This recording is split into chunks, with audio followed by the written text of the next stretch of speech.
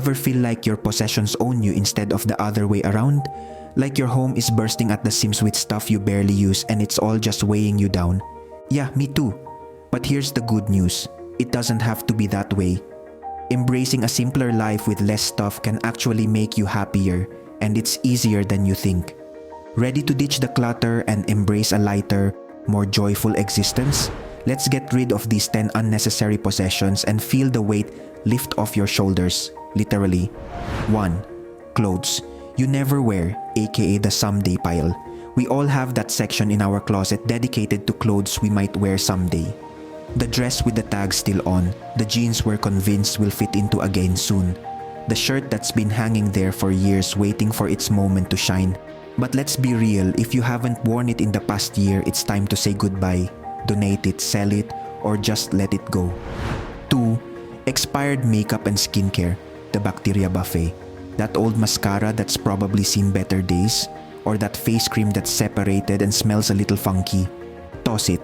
Expired makeup and skincare products can be a breeding ground for bacteria, and that's definitely not going to make you happier or healthier. 3. Old electronics, the tech graveyard, that ancient phone you're keeping just in case, or that broken DVD player you swear you'll fix someday. Unless it's a valuable antique or has sentimental value, it's time to recycle it responsibly. 4. Duplicate kitchen gadgets, the drawer of doom.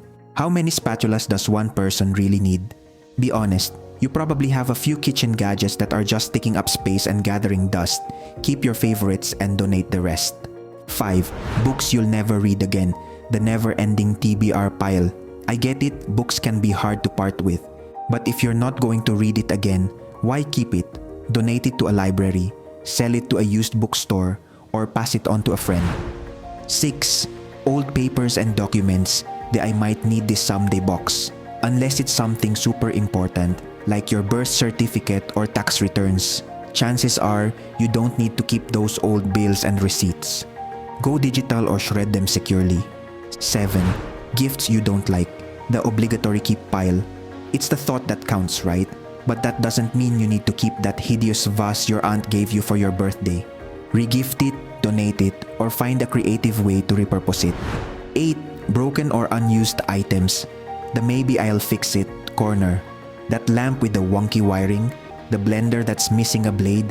If you're not going to fix it or use it, it's time to let it go. 9.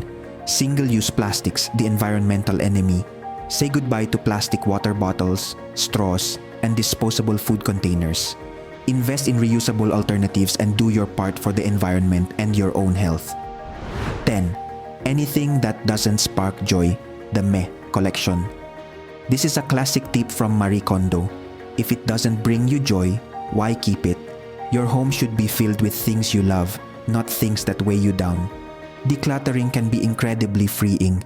By getting rid of these unnecessary possessions, you'll create a more peaceful and organized space, reduce stress, and free up your mind and your home for things that truly matter. So what are you waiting for? Grab a box and start decluttering. You might just be surprised at how much happier and lighter you feel.